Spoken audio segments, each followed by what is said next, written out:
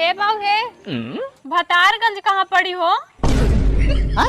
भतारगंज? हाँ भतारगंज। कहाँ से आवत हूँ? महतारीगंज से। महतारीगंज से? हाँ। अच्छा तो तुम्हें भतारगंज जाए के? हाँ बाऊ।